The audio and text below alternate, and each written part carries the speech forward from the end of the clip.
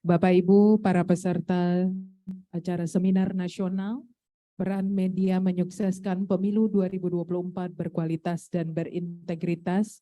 Kami informasikan bahwa acara kita sesaat lagi akan kita mulai.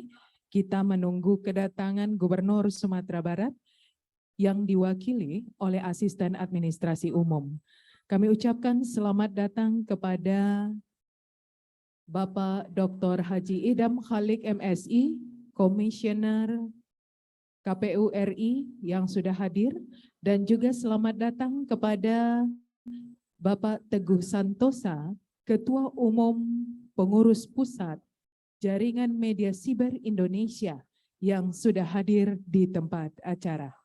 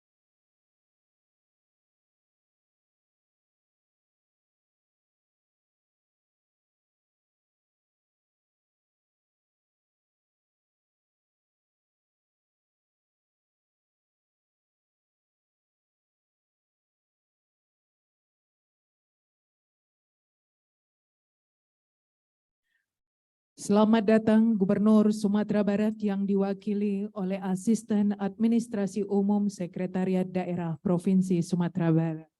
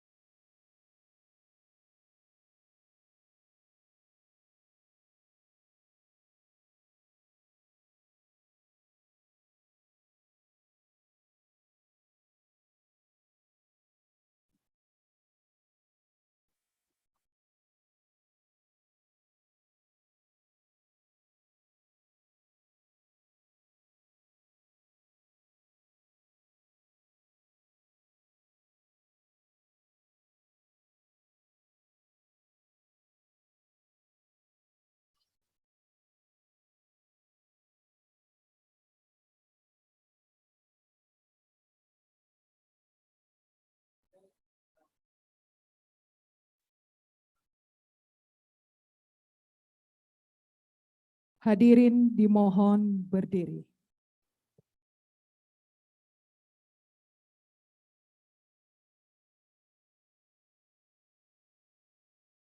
Lagu Kebangsaan Indonesia Raya.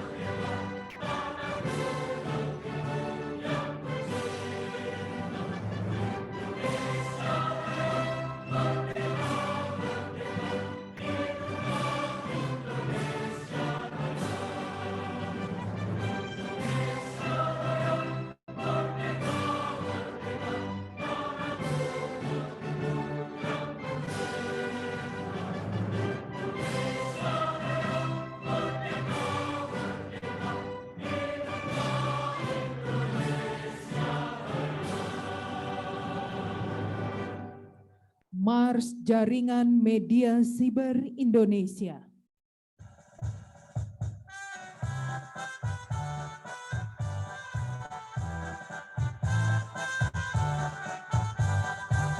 Di bawah Panji JMSI, Jaringan Media Siber Indonesia, kami bersinergi menyatukan visi dan misi dalam mengabdi di sektor informasi. Di bawah Panji JMSI, Jaringan Media Siber Indonesia, membangun ekosistem industri media siber berajas Pancasila dan Undang-Undang Dasar 45. Jaringan Media Siber Indonesia akan terus melaju, berpacu bersama mitra dalam berusaha dan berkarya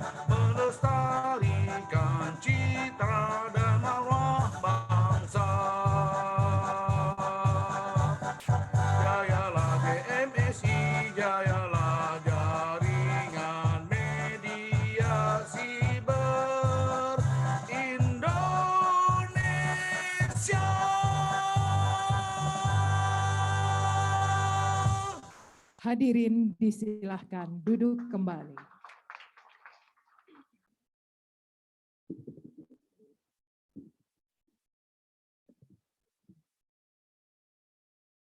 Ke pasar membeli benang, benang dibeli oleh anak putri. Selamat datang di ranah Minang untuk Ketua Umum JMSI dan anggota KPU RI. Assalamualaikum warahmatullahi wabarakatuh. Selamat pagi dan salam sejahtera. Yang terhormat Gubernur Sumatera Barat yang diwakili oleh Asisten Administrasi Umum Sekretariat Daerah Provinsi Sumatera Barat, Bapak Andri Yulika, Sarjana Hukum MM. Yang kami hormati, Bapak Dr. Idam Khalik MSI, anggota Komisi Pemilihan Umum Republik Indonesia beserta seluruh rombongan. Ketua Umum Pengurus Pusat Jaringan Media Siber Indonesia, Bapak Teguh Santosa beserta seluruh rombongan. Ketua Pengurus Daerah JMSI Provinsi Sumatera Barat beserta seluruh jajaran, Ketua KPU Provinsi Sumatera Barat beserta seluruh jajaran, Kepala OPD di lingkungan pemerintah Provinsi Sumatera Barat, Forum Koordinasi Pimpinan Daerah Provinsi Sumatera Barat atau yang mewakili, hadirin undangan teristimewa untuk narasumber dan moderator yang berbahagia. Dengan mengucapkan puji dan syukur kehadirat Allah Subhanahu wa Ta'ala, Tuhan yang Maha Kuasa, acara pembukaan Seminar Nasional Peran Media Menyukseskan Pemilu 2024 Berkualitas dan Berintegritas hari ini akan kita awali dengan berdoa bersama agar kegiatan kita dirahmati oleh Allah Subhanahu wa Ta'ala yang akan dipimpin oleh Kiai Wisri. Kami silahkan.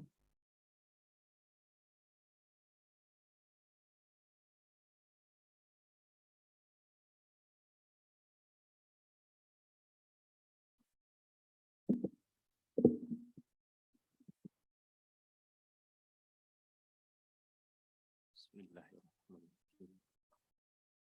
Assalamualaikum warahmatullahi wabarakatuh. Sejenak, marilah kita bertafakur kehadirat Allah Subhanahu wa Ta'ala dengan membuka hati, melapangkan pikiran, berharap senantiasa acara yang kita laksanakan hari ini dari awal sampai akhir dimudahkan dan dilancarkan serta mendapat ridho dari Allah Subhanahu wa Ta'ala. A'udzubillahi minasyaitonirrajim. Bismillahirrahmanirrahim. Alhamdulillahi rabbil alamin. Hamdan yuwafi ni'mahu wa yukafi mazidah. Ya Rabbana lakal hamd. Allahumma fasalli wa sallim wa barik ala sayyidina Muhammad wa ala alihi wa ashabihi faman tabi'ahu bi ihsani ila yaumiddin. Rabbana atina fid dunya hasanah wa fil akhirati hasanah wa qina azabannar. Rabbana la tuzigh qulubana ba'da iz hadaitana wa hab lana min ladunka rahmatan innaka antal wahhab. Rabbana wa tubu alaina innaka antat tawwabur rahim. Ya Rabbana lakal hamd. Rabbi israh li sadri wa yassir li amri wahlul 'uqdatam min lisani yafqahu qawli. Ya Allah, ya Rahman, ya Rahim. Hari ini kami bermunajat kepadamu ya Allah, menundukkan hati untuk mengharap ridhamu terhadap kelancaran acara yang kami laksanakan pagi ini. Mudah-mudahan Engkau lapangkan hati kami menerima segala informasi yang bermanfaat untuk kami, bermanfaat untuk bangsa dan negara kami. Amin, amin ya Allah, ya Rabbal Alamin. Ya Allah, ya Rabbal Alamin. Semoga setiap informasi yang kami terima pada kesempatan ini bisa memberikan manfaat, terutama untuk diri kami sendiri, untuk masyarakat, bangsa dan negara kami, untuk keutuhan bangsa dan negara kami dengan landasan NKRI. Ya Allah, ya Rahman, ya Rahim, kami tundukkan hati ini di hadapan-Mu ya Allah, dengan harapan bahwa setiap orang yang memberikan informasi ini mendapat balasan yang timpal di sisi-Mu ya Allah. Amin ya rabbal alamin. Subhana rabbika rabbil izzati amma yasifun wa salamun mursalin walhamdulillahi rabbil alamin. Assalamualaikum warahmatullahi wabarakatuh.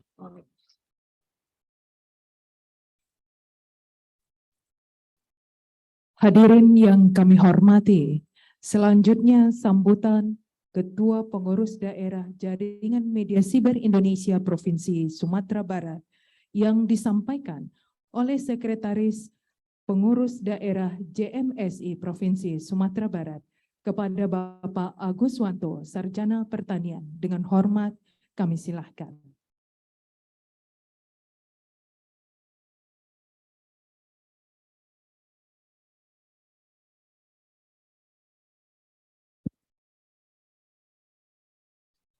Bismillahirrahmanirrahim. Assalamualaikum warahmatullahi wabarakatuh. Alhamdulillah, alhamdulillahillazi hadana lihaza wa ma kunna linahtadiya laula an hadanallah. Asyhadu an la ilaha illallah wa asyhadu anna Muhammadan abduhu wa rasuluh. Amma ba'du. Puji syukur kita panjatkan kepada Allah Subhanahu wa taala yang mana pada hari ini bisa hadir dalam rangka seminar nasional peran media untuk mensukseskan pemilu 2024 yang berkualitas dan berintegritas. Selawat dan salam kita kirimkan ke arwah Nabi junjungan kita, yakni Nabi Muhammad SAW, dengan melapaskan Allahumma shalli ala sayyidina Muhammad wa ala ali Muhammad. Yang kami hormati Bapak Gubernur, dalam hal ini diwakili oleh Bapak Asisten 3 Sekda Provinsi Sumatera Barat, Bapak Andri Yudhika, Sarjana Hukum. Yang kami hormati Bapak Dr. Haji Idan Kholik, MSI. Selamat datang di Ranah Minang, Bang Idam. Yang kami hormati Ketum JMSI, Bang Teguh Santosa. Selamat datang Bang di Ranah Minang. Kemarin Bang Teguh nyampe di Pademan, kita ajak Pak Seda, kita ajak ke Pantai Air Manis, langsung ke Mande, kita bertemu sama Bupati dan langsung ke Padang lagi. Dan alhamdulillah beliau menginap di sini, Pak Andri, di di Convention Hall Pemprov Provinsi Sumatera Barat ini. Pertama, kami menyampaikan terima kasih kepada Bang Idam. Beliau ketika kami minta menjadi narasumber, beliau sedang berada di Filipina. Yang menghubungkannya Kiai Kembali. Kita beri tepuk tangan Bang Kiai Kembali, karena beliaulah yang menghubungkan dengan Bang Idam sedang di Filipina, bisa hadir di sini. Yang kedua, Bang Teguh. Bang Teguh ketika saya hubungi, beliau sedang di Spanyol. Dan dia menyatakan siap Bang. Dan saya berpikir menyiapkan acara ini dengan seksama, dengan perencanaan yang memadai. Pas hari Selasa yang lalu buyar semuanya.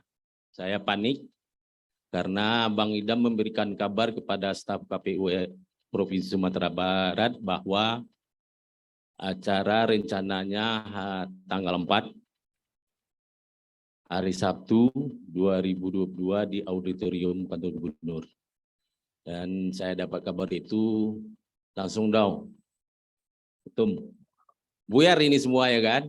Ya batal aja lah acara ini lagi. Karena kita berhubungan dengan pihak luar kan. Kalau intern JMSI saja mungkin oke-oke saja bisa kita lakukan. Namun terima kasih kepada kawan-kawan dari PSH dan KPU Provinsi memberikan semangat. Kita harus jadi untuk laksanakan ini. Nah, saya kontak ketum. Karena ketum saya kontak langsung dengan acara reschedule, dia bersedia hadir. Maka saya siapkanlah. Karena hari Rabu itu libur, kita tidak bisa buat apa-apa. Baru hari Kamis, saya buat surat, saya susul semuanya, mulai dari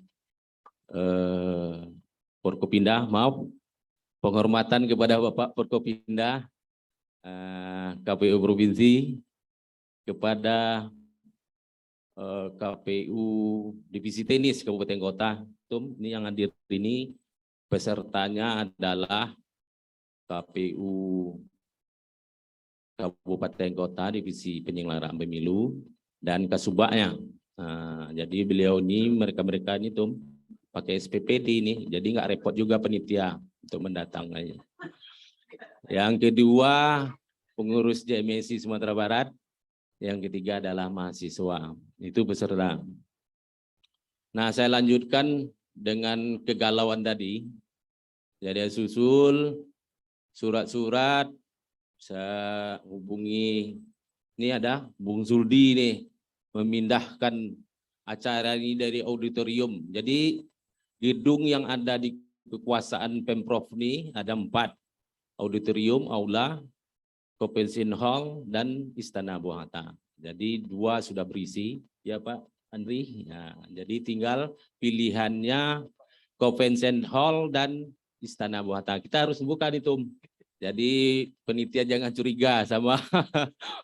Jadi kita minta susul surat semuanya ke pihak luar, Forkopinda, Kesbangpol, KPU Provinsi untuk bisa merubah menghadirkan dari hari Sabtu ke hari Minggu. Dan seterusnya saya buat juga surat untuk KPU RI ke Bang Idam untuk rahalat undangan untuk bisa hadir pada hari ini. Alhamdulillah dengan semangat dan support kawan-kawan bisa acara ini terlaksana dengan baik. Mau soal pembiayaan, kita disupport oleh Pemprov dan sumbangan kawan-kawan panitia untuk bisa terlaksananya kegiatan ini. Selanjutnya kami sebagai pengurus provinsi JMSI Provinsi Sumatera Barat menyampaikan bahwa mengucapkan terima kasih pada kawan-kawan panitia yang telah memberikan semangat mensupport sehingga terselenggaranya kegiatan pada pagi ini.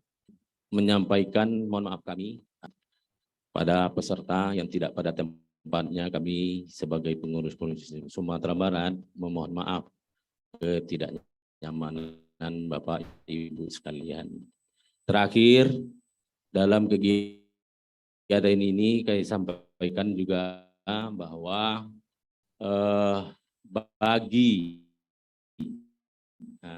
karena ini Bapak Ibu sekalian, bagi yang kawan-kawan yang belum komisioner, kita sediakan nanti hubungi Bapak Ali Imran itu. Ya nggak perlu saya sebutkan jumlahnya, seperusan aja dengan bendahara JMSI.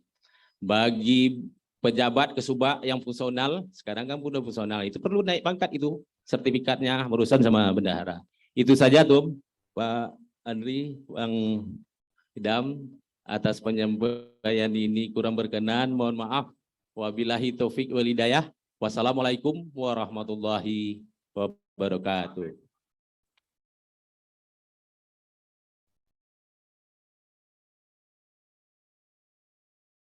Bapak Ibu hadirin yang kami hormati, selanjutnya marilah kita simak bersama sambutan Gubernur Sumatera Barat sekaligus membuka acara seminar nasional ini secara resmi yang disampaikan oleh Asisten Administrasi Umum Setdaprov Sumatera Barat. Kepada yang terhormat Bapak Andri Yulika, SHMM, kami silakan.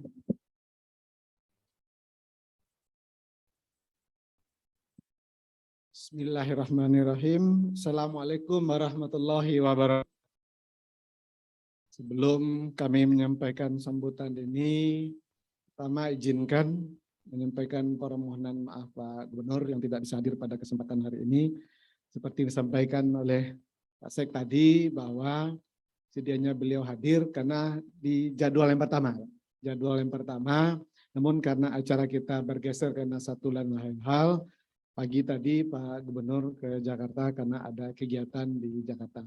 Begitu pada kesempatan ini diwakilkan kepada kami, mudah-mudahan tidak mengurangi makna acara kita pada hari ini.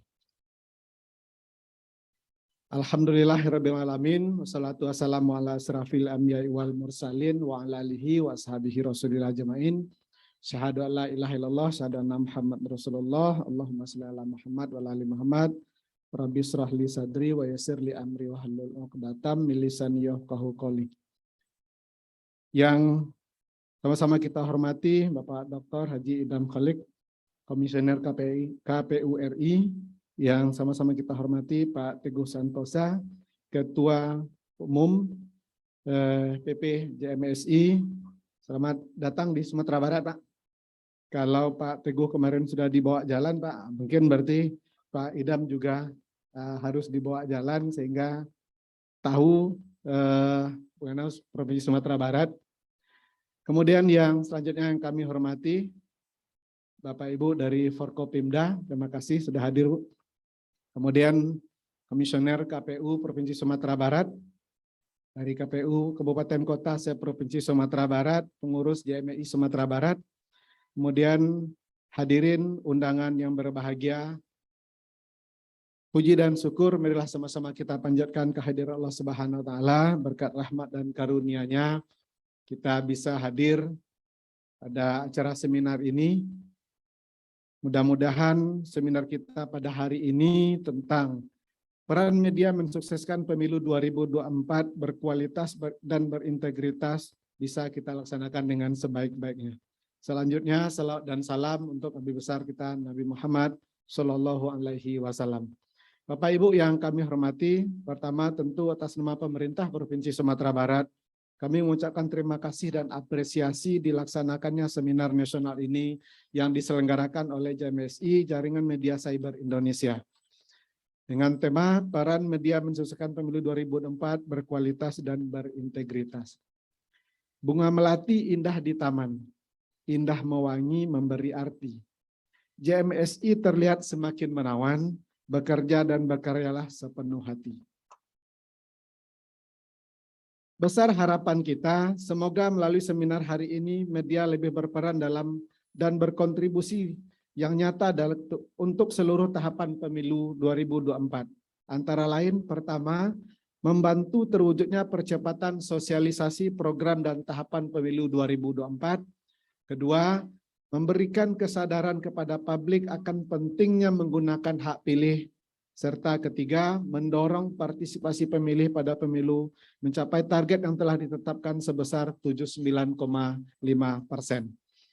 Sebagaimana dimaksud dalam Undang-Undang 7/2017 tentang Pemilihan Umum Pasal 275 terkait metode kampanye, Pasal 287 terkait sarana pemberitaan, penyiaran dan iklan kampanye dapat dilakukan melalui media sosial dengan tetap mempedomani Pasal 280 mengenai larangan dalam kampanye. Dengan kata lain dapat disebutkan bahwa media sosial menjadi salah satu sarana efektif pelaksanaan kampanye. Bapak Ibu hadirin yang kami hormati, Perkembangan dunia teknologi saat ini semakin pesat ke arah serba digital. Era digital ini tentu telah membuat manusia memasuki gaya hidup baru yang tidak bisa dilepaskan dari perangkat yang serba elektronik. Teknologi menjadi alat yang membantu kebutuhan manusia. Dengan teknologi apapun dapat dilakukan dengan lebih mudah. Pentingnya peran teknologi mulai membawa peradaban memasuki era digital. Perkembangan era digital ini merupakan suatu perkembangan terjadi pada masyarakat di kehidupan baru dengan adanya jaringan internet, perangkat digital, aplikasi, platform digital, media sosial, memudahkan kita dalam segala aktivitas dan pekerjaan di berbagai bidang dan kehidupan sehari-hari.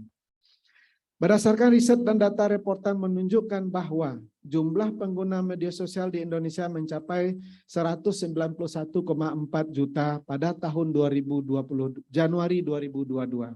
Angka ini meningkat 21 juta atau 12,6% dari tahun 2021. Angka 191,4 juta ini setara dengan 68,9% dari total jumlah penduduk Indonesia yang mencapai 277,7 juta Januari di 2022. Pada pemilu 2019 yang lalu, jumlah daftar pemilih tetap berada pada di angka 190,5 juta. Mohon koreksi nanti dari KPU Pak Idam kalau salah data kita. Terlihat bahwa angka pengguna media sosial dan jumlah DPT itu nyaris sebanding, nyaris seimbang. Tentunya sosialisasi dengan media berbasis internet menjadi keniscayaan, terutama dalam mensosialisasikan agenda pemilu ini. Hadirin yang kami hormati, seiring perkembangan zaman, kehadiran media sosial semakin beragam. Semakin orang menganggap perubahan ini memberikan dua dampak positif, negatif. Dua dampak yaitu positif dan negatif. Sekilas media sosial hadir memberikan kemudahan dan manfaat yang baik bagi masyarakat. Hanya saja di sisi lain sebenarnya ada pula dampak negatif yang muncul. Berdasarkan fakta pada penyelenggaraan pemilu umum terlebih dahulu dan kajian-kajian yang dilakukan, guna mempersiapkan pelaksanaan pemilu 2024 diperlukan langkah-langkah taktis oleh KPU sebagai penyelenggara pemilu, agar terwujud pemilu 2024 yang berkualitas dan berintegritas. Pertama, dalam kerangka payung regulasi undang-undang, pihak penyelenggara pemilu harus bekerja sama dengan Kominfo, Kemenkumham, stakeholder terkait lainnya untuk memetakan akun anonim yang seringkali muncul dan berpotensi menjadi buzzer yang merusak integritas demokrasi. Kedua, pemilih harus mendapatkan sosialisasi yang rigid dari penyelenggaraan pemilu terkait pelaksanaan kampanye dengan menggunakan media sosial. Materi sosialisasi ini terutama berkenan dengan konten klasifikasi dan berita hoax dan berita bohong. Sehingga jika pasangan calon nantinya menggunakan jalur medsos untuk memberikan informasi yang tidak benar antar calon, maka pemilih cepat lebih jernih dalam menentukan pilihannya. Ketiga, membangun kerjasama dengan platform media sosial untuk memblokir akun yang disinyalir menggunakan kampanye untuk kepentingan yang tidak baik, tentu dalam hal ini pengawas pemilu. Organisasi pemantau dan masyarakat dapat berpartisipasi melalui Bawaslu untuk melaporkan akun-akun yang diwaspadai menimbulkan kegaduhan dalam demokrasi ini. Dengan demikian diharapkan atmosfer demokrasi Indonesia dapat kembali kepada kita kedaulatan rakyat yang hakiki serta menjunjung tinggi integritas. Maka dari itu diperlukan komitmen para pihak terutama stakeholder pemilihan untuk bersama-sama menempatkan media sebagai alat kontrol publik yang bersifat objektif dan independen. Hujan badai terus bekerja, cari berita tak kenal putus asa. JMSI selalu kerja luar biasa, berita cerdaskan para pembaca. Hadirin yang berbahagia, demikian beberapa hal yang bisa kami sampaikan. Oleh karena itu, dengan mengucapkan Bismillahirrahmanirrahim, acara seminar hari ini Minggu 5 Juni 2022 dengan tema Peran Media Mensukseskan Pemilu 2024 yang berkualitas dan berintegritas dengan resmi kami buka. Semoga pemilu 2024 yang berkualitas, berintegritas bersama-sama kita wujudkan dan semoga Allah Subhanahu wa taala memberkahi kita semua. Demikian saja. Billahi taufik wal hidayah. Wassalamualaikum warahmatullahi wabarakatuh. Dilanjutkan dengan pemukulan gandang tambua oleh Gubernur Sumatera Barat bersama dengan anggota KPU RI, Ketua Umum PPJMSI, Ketua Pengda JMSI Sumatera Barat, mohon didampingi oleh Ketua KPUD Provinsi Sumatera Barat Ibu Yanu, kemudian Bapak Dr. Kandidat Hari Effendi Iskandar dari PSH Unan, kemudian Bapak Jen Zuldi dari Dewan Pakar JMSI dan Bendahara JMSI Bapak Al Imran. Kami silakan mengambil tempat.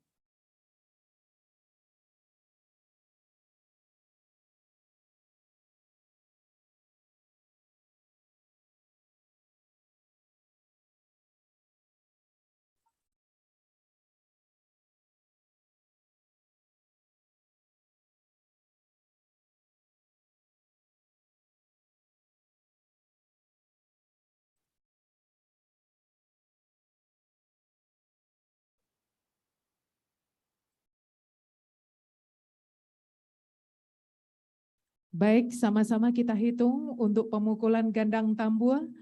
3, 2, 1.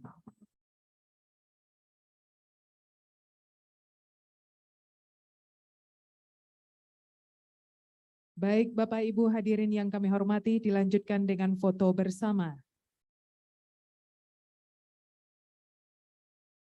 Kami silakan juru foto untuk dapat mengabadikan, dan kita mengabadikan 2 sesi. Sesi yang pertama, kemudian selanjutnya nanti kami persilahkan kepada rekan-rekan juru foto mengabadikan dari atas.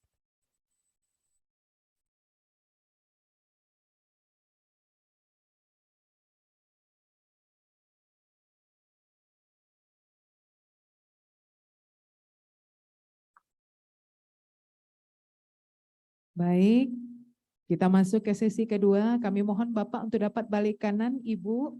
Kepada rekan-rekan juru foto silakan mengabadikan dari atas. Kepada para peserta kami silakan berdiri di tempat duduk masing-masing. Silakan. Kepada seluruh peserta kami silakan untuk berdiri di tempat duduk masing-masing. Kami silakan kepada rekan-rekan juru foto untuk dapat mengabadikan.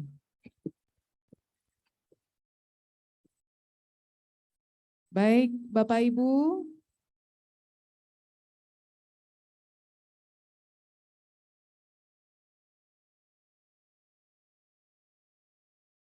Ya, sudah?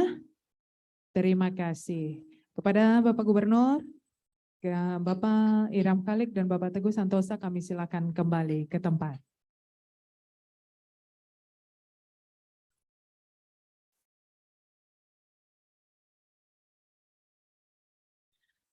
Bapak Ibu hadirin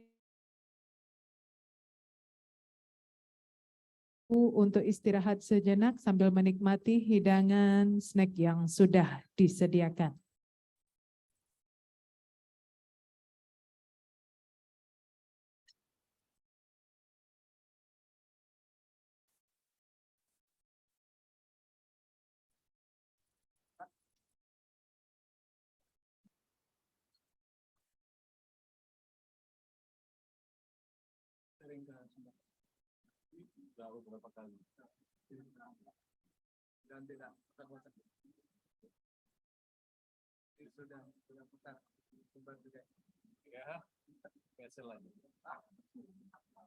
Sudah 2 kali saya kira.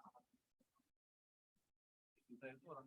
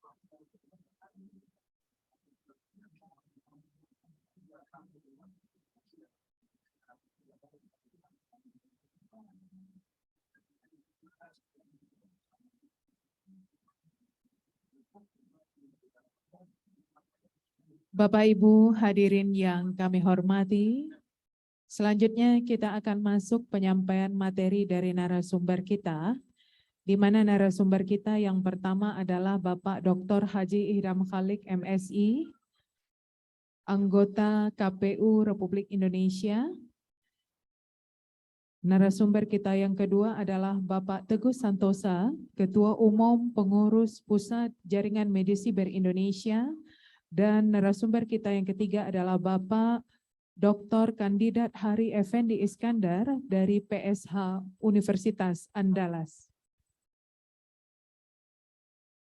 Kami mengucapkan terima kasih kepada Bapak Andri Yulika, SHMM, Asisten Administrasi Umum Sekretariat Daerah Provinsi Sumatera Barat yang sudah membuka acara secara resmi atas nama Gubernur Sumatera Barat. Dan narasumber kita ini akan dipandu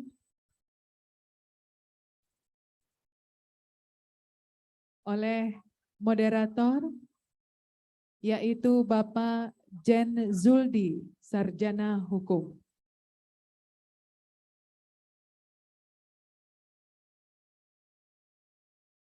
Selanjutnya dengan hormat kepada Bapak Kandidat Dr. Hari Effendi Iskandar, kami silakan mengambil tempat ke atas.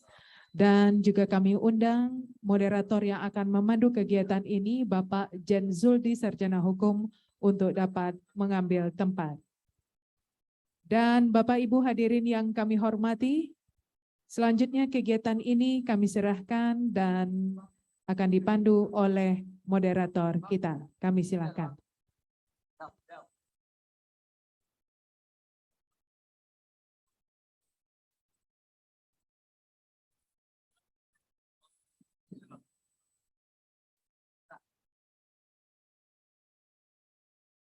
Bismillahirrahmanirrahim. Assalamualaikum warahmatullahi wabarakatuh. Kurang semangat nih ya. Ini kalau nggak semangat nih, terutama komisioner-komisioner yang masih satu periode nih, Kang. Agak malas kita melanjutkan periode keduanya nih. Assalamualaikum warahmatullahi wabarakatuh. Baru banyak. Yang banyak ini sepertinya yang mau mendaftar. Alhamdulillahirrahmanirrahim. Syukur kita kepada Allah Subhanahu wa taala. Pagi ini kita bisa berkumpul di tempat yang sebenarnya disiapkan 100 orang. Mestinya memang di convention hall-nya ada 3 ini, Bang. Berjumlah bisa menampung 400 sampai 100 orang nih yang akan hadir, tapi malah dahsyat daya tarik ketua JMSI pusat nih sama ketua sama anggota KPU. Kalau Ajo nih sudah di sini biasa, jadi bagi kawan-kawan di sini Ajo ini udah biasa aja, biasa narasumber maksudnya, biasa narasumber dan terbiasa di pansel, timsel. Jadi bapak-bapak, ibu-ibu, ini pagi yang ceria. Kami mengatas nama panitia sekaligus moderator ya pagi hari ini mengucapkan terima kasih ke Bang Idam, kemudian Bang Teguh yang sudah hadir di acara kita pagi hari ini. Ini dua tokoh nasional yang kita coba bawa ke pinggir sebenarnya. Ini pinggir nih, batas antara Kabupaten Pesisir dengan Kota Padang. Nah, sedikit kita menuju ke pesisir, sedikit juga waktu menuju ke Padang. Ini di tengah-tengah. Baik, Bapak Ibu, karena waktu kita cukup terbatas, saya pinginnya nanti kita akan lebih banyak berdiskusi. Sementara narasumber ada 3 orang, makanya nanti kita coba membatasi ya. Kita batasi setidaknya maksimal 15 menit. 15 menit masing-masing narasumber. Dulu saya dengan Pak Parni Hadi di Republika, Pak. Kata Pak Parni Hadi, orang yang pintar itu yang adalah orang yang bisa menyampaikan gagasannya sesingkat mungkin. Jadi semakin panjang dia berbicara, semakin tidak pintar.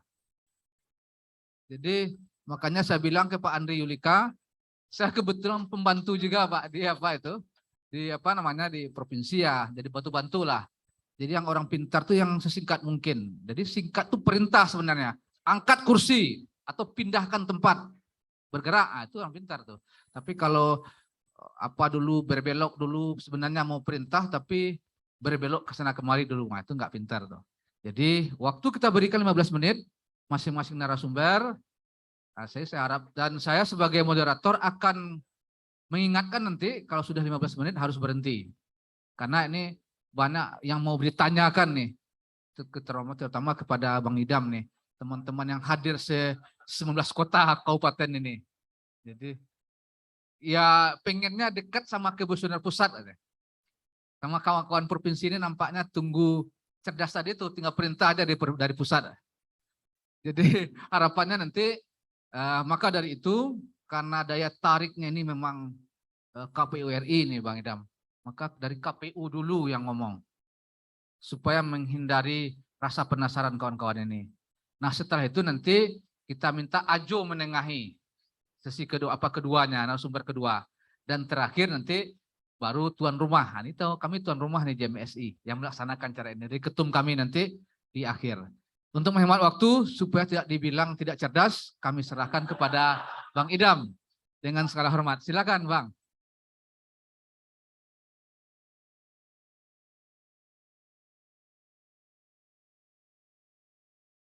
Terima kasih. Bismillahirrahmanirrahim. Assalamualaikum warahmatullahi wabarakatuh. Waalaikumsalam. Alhamdulillah pada pagi hari ini saya merasa bersyukur bisa berada di tengah rekan-rekan Bapak Ibu semuanya. Ya, saya terpaksa harus mengatur speed pembicaraan saya karena perintah moderator ini luar biasa. Kalau tidak nanti pelanggaran kode etik.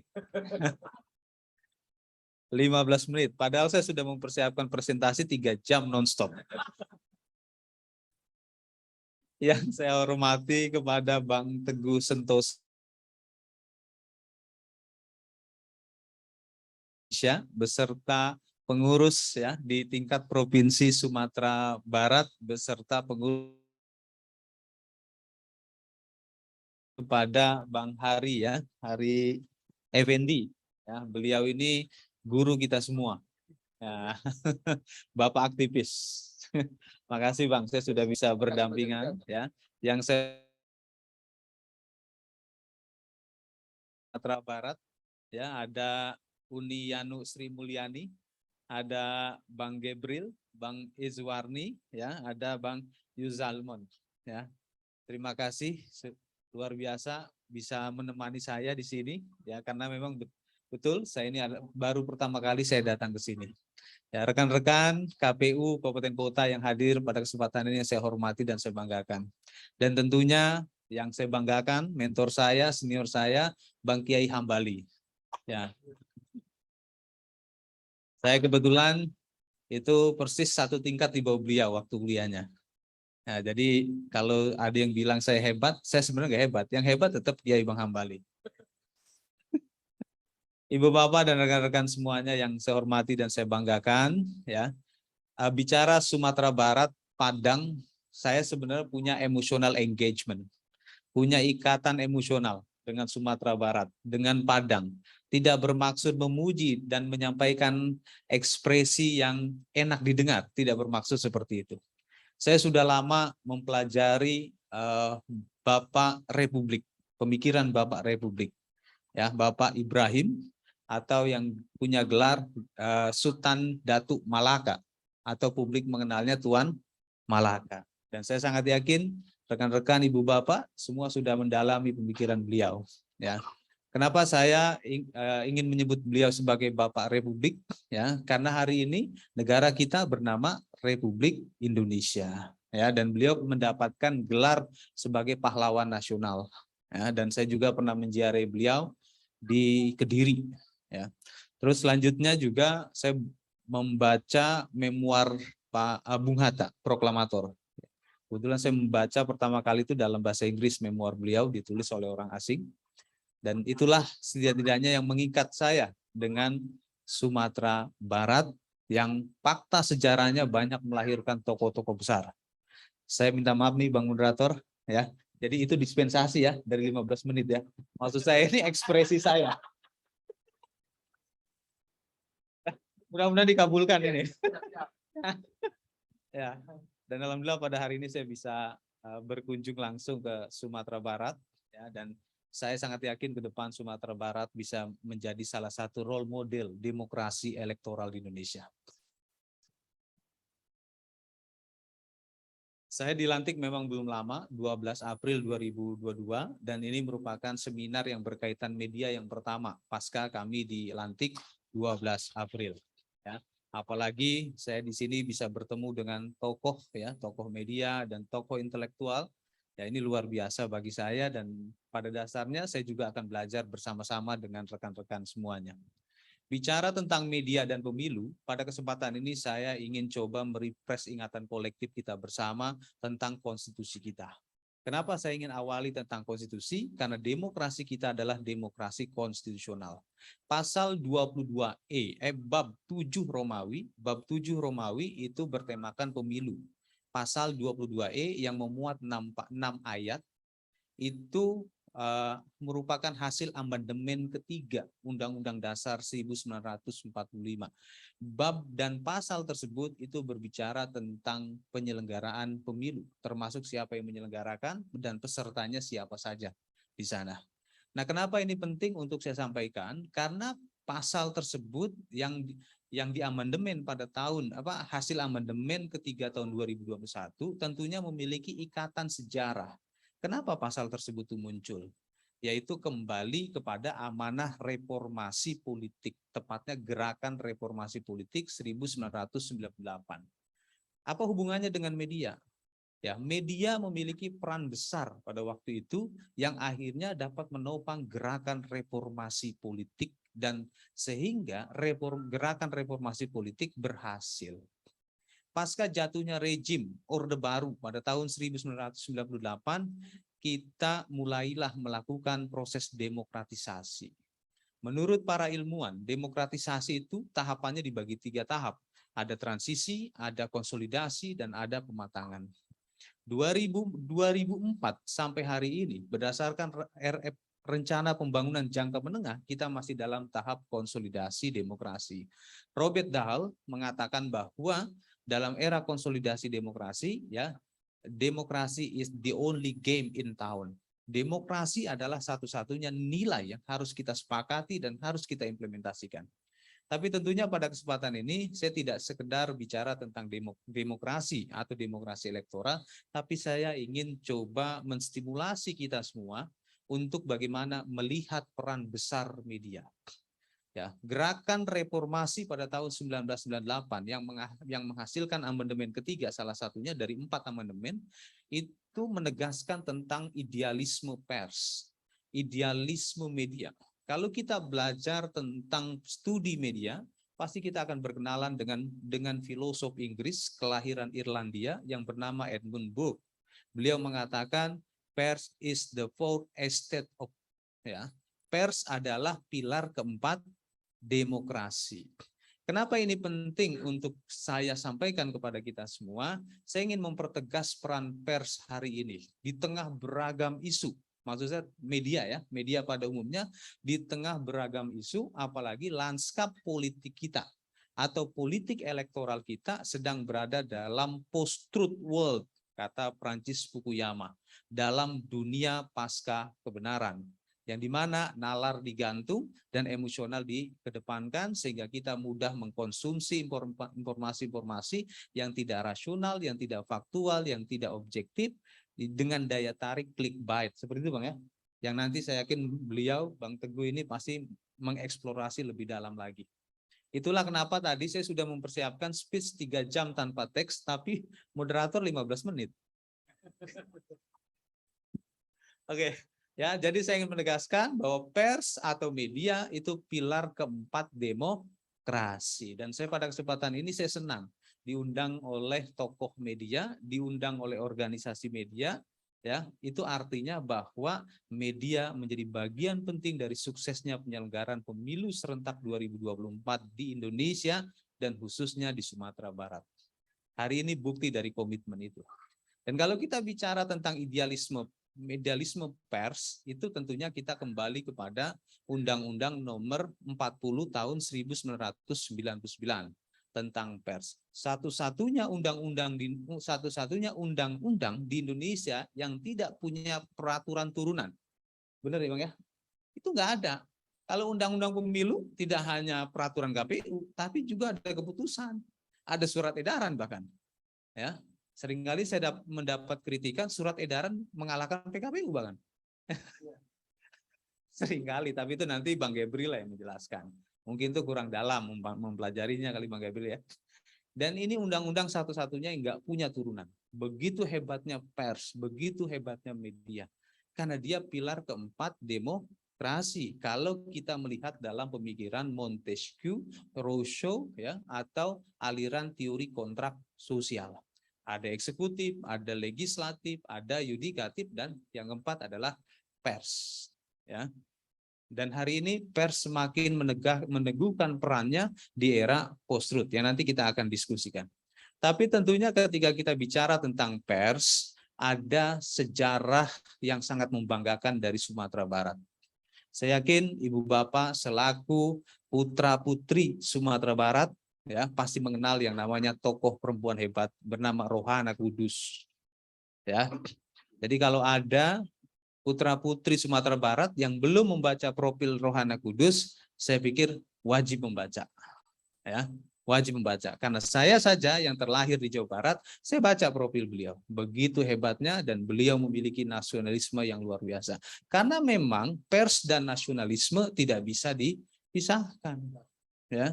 Dan saya kalau bertemu dengan rekan-rekan jurnalis, saya senang. Karena rekan-rekan inilah sebagai the guardian of democracy. Penjaga demokrasi, karena pers punya peran melakukan check and balance seperti itu ya. Dan bahkan banyak studi-studi dalam studi media yang mengatakan pers sebagai institusi politik ya. Dan inilah pada akhirnya dalam kita berdemokrasi kita memang harus memiliki yang namanya literasi media, yang bagi sebagian orang literasi media bukanlah tema yang menarik ya. Tapi bagi saya, literasi media ini merupakan salah satu prasyarat dari yang namanya well-educated citizen dalam konteks civic education. Karena pers dan politik tidak bisa dipisahkan satu sama lainnya. Tidak ada politik tanpa media. Ya. Karena media adalah bagian yang terpisahkan dalam kehidupan manusia. Ya, kalau kita bicara pada apa yang dikatakan oleh Lincoln, Abraham Lincoln pada 1889 di Gettysburg ya, dalam speech beliau, demokrasi itu adalah dari rakyat oleh rakyat untuk rakyat. Nah, kalau bicara rakyat dalam sebuah negara begitu luasnya, maka yang memfasilitasi siapa? Media. Dan bahkan saya orang yang studinya di komunikasi, ketika memahami apa yang disampaikan oleh Lincoln, democratic government is governed from by the people, for the people, from the people, by the people, and for the people, itu artinya bahwa demokrasi is communication. Jadi kualitas demokrasi sangat bergantung pada kualitas komunikasi. Dan bicara tentang kualitas komunikasi, secara sederhana kita lihat kualitas medianya. Ya, karena media sebagai platform dari demokrasi itu sendiri. Nah, nanti ya tentunya rekan-rekan kita semua harus memahami ya bagaimana kualitas demokrasi di Sumatera Barat. Kita lihat konten-konten di media, baik media konvensional maupun media baru. Kalau isinya banyak cerita pembunuhan, isinya banyak cerita macam-macam, ya berarti itulah cerminan. Karena dalam studi media ada yang disebut dengan pendekatan refleksi. Jadi media menjadi cermin dari kita semuanya. Jadi kalau di media banyak pemberitaan tentang politik uang dalam demokrasi, ya itulah refleksinya, itulah mirroringnya. Ya. Ini berarti tantangan kita sebagai penyelenggara untuk melakukan edukasi. Tapi tentunya dalam perspektif fungsionalisme pers, salah satu fungsi media yaitu adalah educate selain entertain, to entertain. Selain menghibur, media juga mendidik. Sehingga dalam konteks demokrasi elektoral, media merupakan sebagai pendidik pemilih, voters educator. Ya, melalui apa? Melalui pemberitaan. Karena memang dalam studi ilmu politik, news engagement, ya, bagaimana kita mengakses pemberitaan dan intensitas kita mengakses berita itu juga bagian dari partisipasi. Jadi partisipasi tanpa news engagement, maka potensinya partisipasi yang seperti dikatakan oleh Samuel F. Huntington, yaitu mobilized participation, partisipasi yang digerakkan. Kenapa digerakkan? Karena tidak punya pengetahuan. Ya, demokrasi itu membutuhkan pengetahuan. Knowledge based demokrasi itulah demokrasi yang terbaik. Ya, demokrasi berbasiskan pengetahuan adalah demokrasi yang terbaik. Kenapa? Karena demokrasi itu mensyaratkan pemilih atau rakyat dalam terminologi umum itu yang berdaulat atas dirinya sendiri.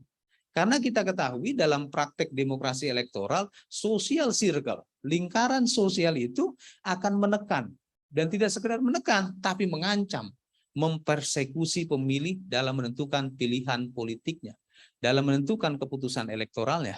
Seorang atasan bisa menekan bawahannya. Kalau Anda tidak memilih ini, maka Anda bisa keluar dari sini. Potensi punya sanksi. Nah, di sanalah ya bagaimana kita belajar menjadi warga negara yang berdaulat, pemilih yang berdaulat, itu tentunya lewat pers, konten-konten di pers. Dan tidak sekedar itu, pers juga ya dalam studi media dikatakan sebagai voice of the people, suara dari rakyat. Karena dia menyampaikan opini publik, Bang, ya. Tidak sekedar dia membentuk opini publik dalam perspektif teori agenda setting ataupun pendekatan framing, tapi dia juga menyuarakan suara rakyat, suara publik. Itulah media seringkali disebut dengan voice of the people. Ya. Dan bahkan kalau kita coba merujuk pada pemikiran Jürgen Habermas, ruang publik yang menjadi indikator dari kualitas demokrasi sangat bergantung pada diskursus yang berkembang. Nah, saat ini beberapa hari, mungkin bisa dikatakan kurang dari 2 minggu, bangsa Indonesia akan segera memasuki tahapan penyelenggaraan pemilu. 14 Juni 2022 menandai hari pertama tahapan pemilu akan diselenggarakan selama 20 bulan. Ya, yang nanti voting day atau hari pemungutan suaranya 14 Februari 2024 pada hari Rabu. Nah, pers semakin berperan ketika pemilu memasuki tahapannya. Ya, kenapa? Karena pers punya idealisme. Ya, pers memastikan pemilu itu berjalan sesuai dengan konstitusi, sesuai dengan undang-undang, sesuai dengan prinsip etisnya atau yang sering disebut dengan integritas elektoral. Ya, sehingga tema pada hari ini menurut saya luar biasa. Nah, itulah kenapa saya harus datang ke sini. Saya mengapresiasi ya JMSI ya, Jaringan Media Siber Indonesia, yang membuat tema ini sungguh luar biasa bagi saya. Tapi saya tentunya juga malu karena gara-gara saya, mohon maaf kalau saya terlalu pede nih, Bang, ya. Jadi acara diundur. Saya minta maaf karena memang kemarin ada rapat yang saya harus ada di Jakarta. Ya, tapi tentunya karena JMSI punya komitmen kebangsaan yang kuat, ya dia terpaksa lah, ya kan. Saya minta maaf juga ya. Karena JMSI punya niatan yang sangat mulia, yaitu mengedukasi masyarakat. Ya, dan kita mesti ingat Rohana Kudus adalah tokoh pertama di Indonesia kalau kita bicara tentang praktek jurnalistik. Sungguh luar biasa Sumatera Barat ini. Ya. 3 menit lagi. Oke, sekarang kita bicara tentang dunia pasca kebenaran. Ya, yang dimana sejak tahun 2017 ketika kita bicara media sosial, seperti kita melihat kotak Pandora. Walaupun saya secara pribadi tidak begitu suka dengan istilah kotak Pandora, karena istilah ini adalah bias gender. Pandora itu gadis cantik, tinggi, bersih di Romawi ya. Tapi karena penguasa tidak suka dengan Pandora yang diperebutkan, jadi hal-hal yang buruk disebut kotak Pandora namanya. Oke. Saya mau ganti istilahnya apa kira? Kucing dalam karung. Kucing nggak punya salah, kita salah-salahin. Ya, mungkin suatu hari saya menemukan sebuah kata lah ya yang tepat. Oke, medsos kita itu seolah-olah tidak mencerminkan kita sebagai bangsa, sebagai orang Timur yang budayanya budaya kolektif, yang menghormati satu sama lain, ya. Dan bahkan tidak sekedar itu, kita ini punya sila pertama dalam Pancasila. Pada dasarnya bangsa ini adalah bangsa religius. Tapi 2017 menandai era post-truth di Indonesia, ya. Pada Pilkada serentak 2017, kenapa saya menyebut 2017 awal post-truth di Indonesia? Karena ada 2 peristiwa besar di dunia ini yang membuat istilah post-truth itu terkenal. Yang pertama itu adalah Pilpres Amerika 4 November 2016, kemenangan Mr. Trump. Saya menyebutnya sebagai the father of post-truth politics. Ya, yang kedua Brexit. Kalau di Jawa itu ada istilah berbes exit, Bang. Kalau di sini nggak ada ya. British exit. Referendum di Inggris untuk keluar dari Uni Eropa. Ya. Ada 2 peristiwa ini yang mengawali post-truth world di dunia.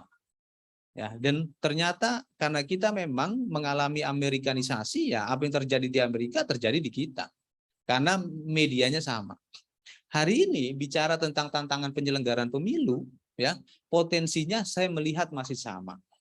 Walaupun ya kita akan berkolaborasi dengan semua pihak untuk memastikan hoax, hate speech, disinformasi, politik identitas itu tidak mengemuka dalam praktik demokrasi kita di pemilu ini, ya. Itulah kenapa hari ini kami melakukan upaya mempersingkat masa kampanye yang nanti insya Allah pada tanggal 7 Juni 2022 sore kita sudah mendapatkan informasi, kami akan menyampaikan kepada publik informasi berapa lama masa kampanye. Karena untuk menghindari polarisasi pemilih yang sangat tajam yang pada tahun 2019 kita rasakan secara bersama-sama, yang menurut saya seharusnya diskursus komunikasi politik kita tidak diisi dengan terma-terma atau istilah-istilah hewan. Bayangin saja, kita sekolah 9 tahun wajib belajar, belum lagi perguruan tinggi, tapi ketika kita buka medsos, ada cebong, ada kampret. Kayak bangsa ini nggak punya pilihan kata lain. Ya, mungkin kalau ada istilah gajah mada, gajah mungkur, ataupun ada istilah toko-toko di sini nggak apa-apa Bang ya. Tapi yang jadi lucu, ada cebong, ada kampret. Bayangin aja. Sekarang ada celeng. Celeng. Di Jawa lain lagi tuh Bang. Bang Kiai lah yang tahu gitu. Oke. Nah, ke depan ini ada potensi yang sama. Kita sedang berupaya berkomunikasi, kami juga mengapresiasi komitmen pemerintah dan Mabes Polri, para penegak hukum, serta Bawaslu untuk mengantisipasi hoax ya beredar di masa pemilu. Karena 2019 kami sebagai penyelenggara pemilu merasakan betul bagaimana sakitnya hoax ya, kita difitnah. Sakit di sini bukan di sini. Kalau di sini apa Bang Gabriel? Jantung. Oke ya. Nah, kita sedang antisipasi. Tapi tentunya kami mengapresiasi ya, mengapresiasi kepada rekan-rekan jurnalis profesional yang komitmen terhadap Undang-Undang 4099, Kode Etik Jurnalistik, di mana rekan-rekan jurnalis melakukan fact checking atau fact finding. Yang ini nggak pernah terjadi pada era pers sebelumnya. Nah, dan karena hoax hampir setiap hari kali Bang ya, maka mereka juga melakukan fact checking. Nah, jadi kita beruntung. Ya, tapi tentunya ketika kita dihadapkan pada lanskap politik pasca kebenaran, kuncinya selain kita memahami literasi jurnalistik, kita juga memahami yang namanya etika komunikasi media sosial. Dan ini menjadi tantangan kita bersama. Saya sangat yakin ya kita bisa kalau kita mau belajar. Ya, tentunya kita kembali kepada peran pers. Saya sebagai penyelenggara pemilu, tidak ada integritas elektoral tanpa peran pers. Dan pers sebagai edukator pemilih itu sangat penting perannya dalam mengembangkan populasi well-educated voters. Dan well-educated voters ini menjadi prasyarat bagi kita melampaui tahapan demokratisasi menuju pematangan demokrasi. Itu saja yang bisa saya sampaikan, Bang. Terima kasih. Assalamualaikum warahmatullahi wabarakatuh. Terima kasih Bang Jam. Sudah saya sebagai akuntabilitas publik lewat 2 menit itu saya sampaikan ke publik kan. Untuk itu sudah tidak buang waktu lagi kepada Ajo Ari, dipersilakan.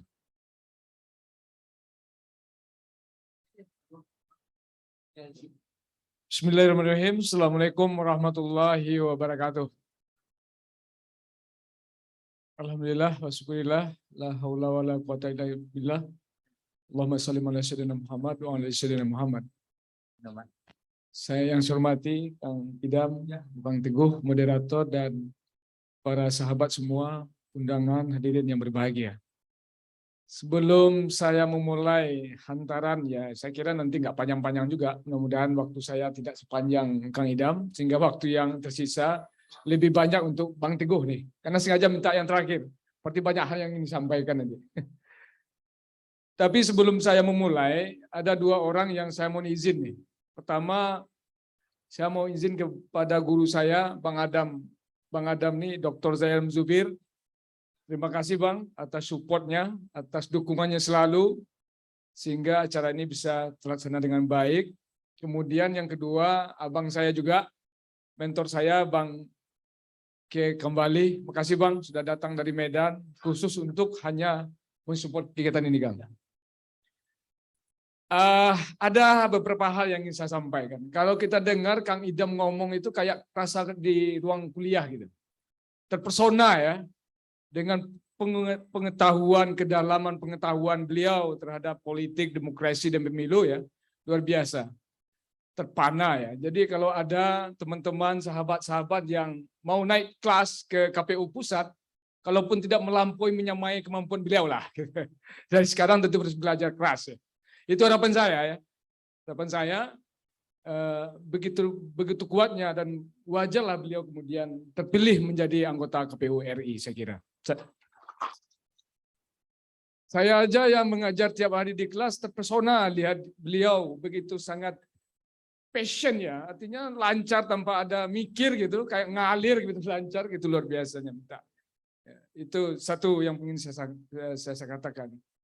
Yang kedua, saya perlu juga menyampaikan satu hal penting saya kira. Banyak juga orang bertanya-tanya, kok Ajo ini selalu jadi tim sel?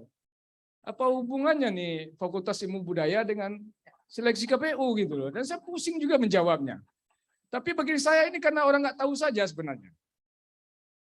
Waktu pas reformasi 98, saya kebetulan waktu periode itu jadi Sekjen BEM KM Unan bersama almarhum Bang Teguh. Saya Sekjen BEM Unan 98-99, kemudian presidennya itu almarhum Husni Kamil Manik. Jadi waktu itu di penghujung menjelang agenda pemilu, kami kan, saya terutama pribadi, ikut diundang oleh Bang Todong Mulya Lubis ya. Kita bersama-sama mendeklarasikan apa yang disebut dengan untrail. Sumatera Barat waktu itu hanya diundang 1 mewakili ya, per provinsi. Saya kebetulan karena Sekjen BEM, Presiden BEM-nya Husni almarhum tidak bisa, akhirnya saya yang datang mewakili kampus besar negeri lah di Sumatera Barat. Dan saya kemudian tentu di Jakarta, disitulah kita deklarasi bersama oleh sama Bang Todong Mulya Lubis waktu acara di UI untuk mendirikan bersama-sama Untrail pada waktu itu. Dan saya adalah salah seorang deklarator nasional waktu itu. Saya deklarator nasional dari beberapa perguruan tinggi negeri yang diundang waktu itu. Itu sejarah saya kemudian saya terlibat dalam soal-soal kepemiluan. Ada dinamika sedikit ya, setelah kita berhasil membentuk Untrail di Sumatera Barat tahun 99, yang kerjanya fokus ke soal pengawasan pemilu, Kemudian ada dinamika, akhirnya saya dengan sadar, pilihan sadar, saya mengambil kemudian jalur lain. Saya bersama teman-teman kemudian mendirikan apa yang disebut dengan Aliansi Pemantau Pemilu Sumatera Barat, API Sumatera Barat. Dan Jaya juga termasuk salah seorang pengurus di situ, terutama di bagian civic education, pendidikan pemilih.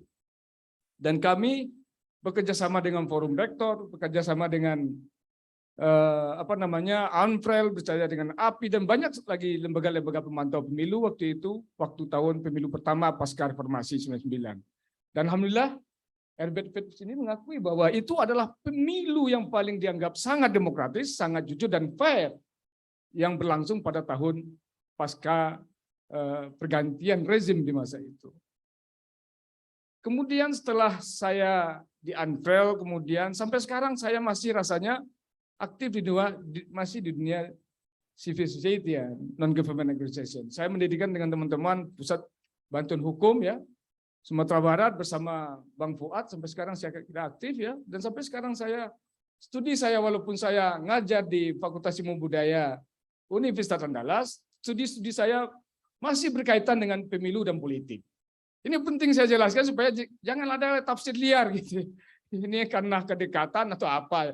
Mungkin ada juga faktor itu saya pikir, tapi saya juga punya alasan yang kuat kenapa saya kemudian kembali terpilih menjadi tim sel Bawaslu Provinsi yang mungkin besok kami akan pembekalan. Jadi saya kira itu sekelumit cerita yang perlu juga saya sampaikan. Dan bahkan studi terakhir saya, walaupun nih saya masih kandidat Kang, tentu kemampuan kandidat tidak sama dengan doktor yang sudah resmi ya. Saya ini masih menulis studi tentang politik. Insya Allah mudah-mudahan kalau Allah mengizinkan artikel jurnal saya terbit dalam tahun ini, mudah-mudahan nanti Kang Idam saya mengundang sama Kang Teguh nih untuk menghadiri ujian terbuka saya di Universitas Pajajaran. Mudah-mudahan tahun ya 4 juga. Dan tema disertasi saya itu tentang politik juga.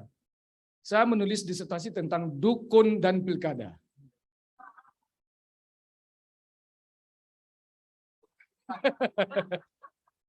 Dukun dan pilkada, dukun politik lah. Walaupun banyak terinspirasi saya di Jawa Barat ya. Kalau di situ kan agak kental ya suasananya.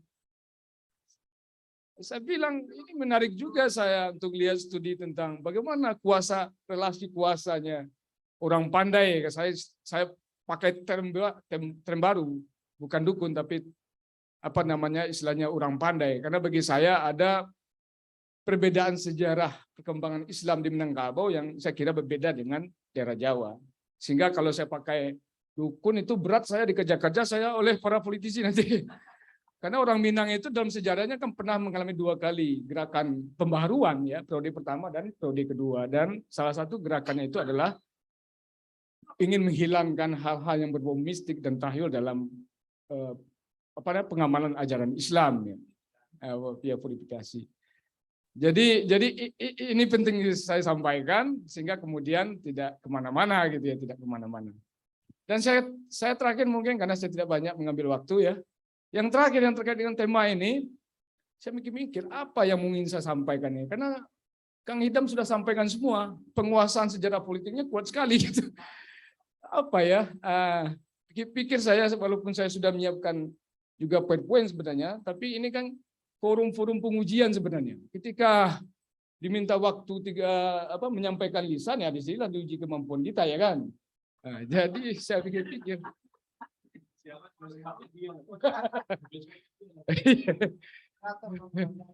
Jadi begini, saya tadi setuju dengan Kang Idam bahwa media itu mengambil peran penting dalam sejarah dimanapun ya bangsa-bangsa di dunia.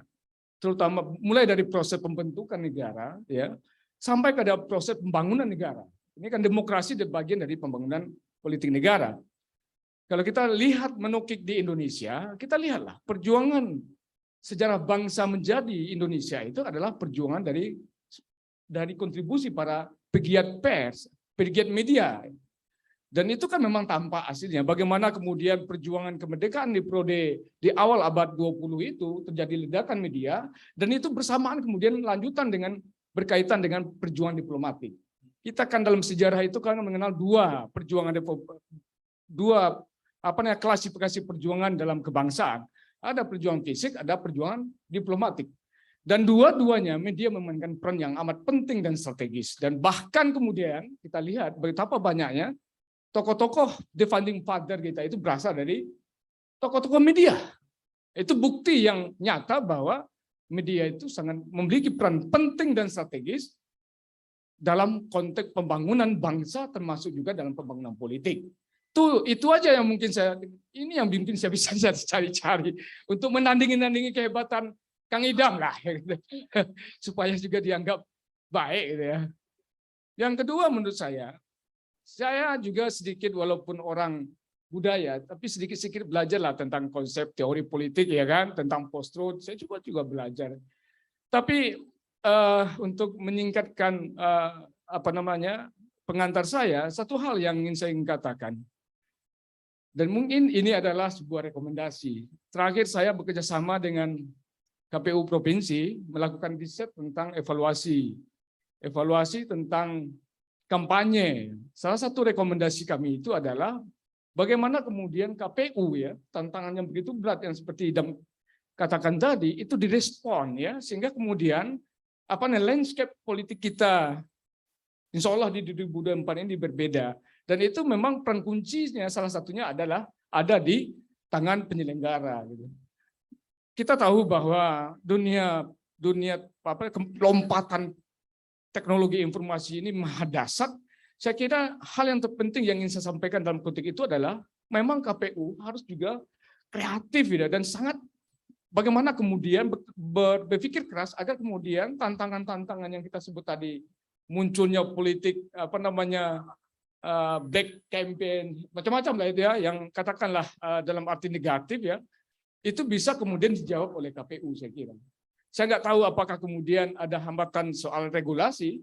Kalaupun itu ada hambatan-hambatan regulasi yang bersifat teknis, saya kira ini menjadi tantangan Bang Idam ini sama DPR di RI ya untuk mengkonsultasikannya. Karena saya lihat memang ada batasan yang masih punya keterbatasan sehingga kemudian tidak bisa secara lebih maksimal untuk menjawab respon tantangan itu.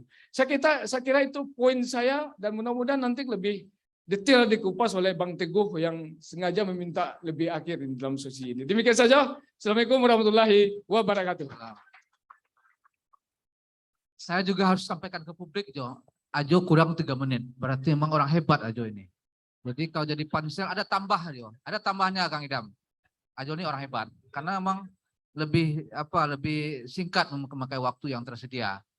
Yang kedua, yang menarik sebenarnya bagi saya yang tadi itu, Ajo juga melaporkan bahwa dia bekerjasama dengan KPU Provinsi, riset.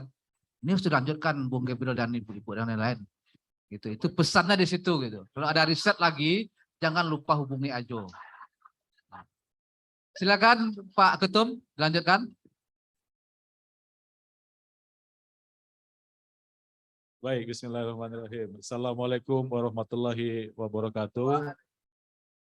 Bapak Ibu sekalian, saya beberapa kali ke Sumatera Barat, Padang dan sekitarnya, dan saya kira hari inilah kunjungan saya yang paling nikmat. Kemarin saya sudah menyaksikan keindahan Mande sampai ke Pantai Carocok, dan pagi ini saya betul-betul belajar dari 2 orang kawan yang hebat. Yang pertama tentu saja Ajo kita ini, yang juga saya baru tahu ternyata juga salah seorang deklarator Unfrel. Tentu bukan sesuatu yang kecil itu, apalagi kalau kita mengingat episode-episode penting 98-99 gitu ya. Dan yang kedua tentu dari saudara kita, anggota KPU Idam Holik. Saya menikmati seperti dalam kelas. Dan ini kan direkam ya, Mbak Hani. Tolong nanti khusus untuk bagian dari Kang Idam Holik ini dipotong, ya, dibikin satu sesi sendiri.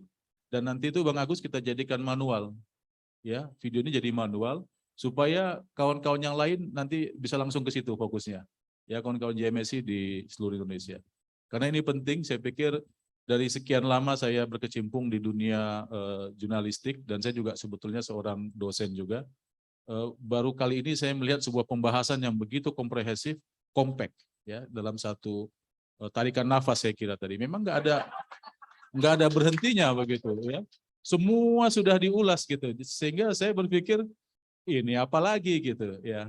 Jadi tolong nanti ini benar, ini kalau mau disebut perintah, nah ini perintah. Ya. Yang bagian tadi ini perintah. Jadi yang tadi panjang ini silahkan. Nah, tapi nanti ada satu bagian khusus tuh dipotong. Dan itu kita jadikan manual bagi kawan-kawan JMSI di seluruh Indonesia dan juga tentu saja masyarakat Indonesia. Bapak Ibu sekalian, memang media ini adalah alat perang, dan sebagai sebuah alat perang, ini alat perang yang paling canggih media ini.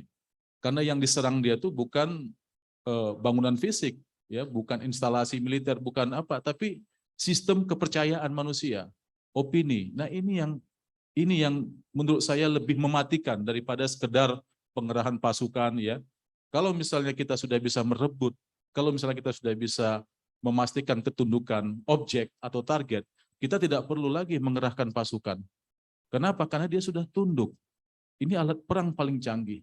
Bahkan lebih canggih daripada semua alat perang yang kita pernah saksikan. Saya sering menyaksikan parade militer di Kim Il Sung Square di Korea Utara, di Pyongyang. Karena saya belasan kali berkunjung ke sana. Kalah canggih itu semua. Ya, kalah canggih. Kapal induk yang dimiliki Amerika Serikat yang cukup banyak itu kalah canggih. Orang bisa percaya, orang bisa meyakini, ya. Kalau kata Goebbels, tangan kanan Hitler pada masa itu, satu kebohongan disampaikan 1000 kali, jadi kebenaran. Artinya orang jadi percaya itu memang benar terjadi. Nah, ini yang penting daripada media ini, ya. Itu yang pertama. Yang kedua yang saya ingin sampaikan, contoh lagi ya misalnya ya. Martin Luther itu berhasil dengan perlawanannya ketika dia bertemu dengan Johannes Gutenberg yang menemukan mesin cetak. Sehingga perlawanannya bisa lebih masif. Sehingga upayanya untuk menerjemahkan Injil ke dalam bahasa Jerman itu bisa dilakukan dengan mudah dalam waktu cepat dibandingkan dengan tulis tangan. Gitu. Ini juga sebuah revolusi. Nah, media ini juga bisa membunuh diri sendiri. Kita lihat misalnya Glasnost Perestroika di Soviet, ya, tahun 89, keterbukaan dan restrukturisasi. Nah, begitu kotaknya dibuka, nah saya nggak pakai kata Pandora nih, ya, begitu kotaknya dibuka, ular beludak keluar semua, tumbanglah itu Soviet. Ya, sesuatu yang tertutup begitu rapat, katup sama sekali tidak ada, dibuka tumbang. Nah, kita juga sama mengalami hal itu tahun 98-99. Ada sebuah proses Glasnost. Ya. Kalau kita lihat Kuba sekarang misalnya juga berusaha untuk melakukan hal yang kurang lebih sama, Glasnost dan Perestroika. Tapi mereka belajar dari kegagalan Soviet, sehingga Glasnost dan Perestroika mereka tidak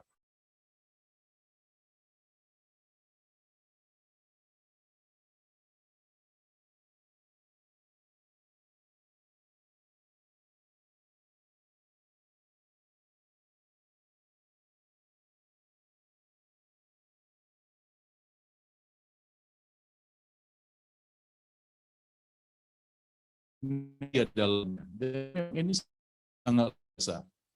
Nah, apa yang sekarang menjadi keprihatinan kita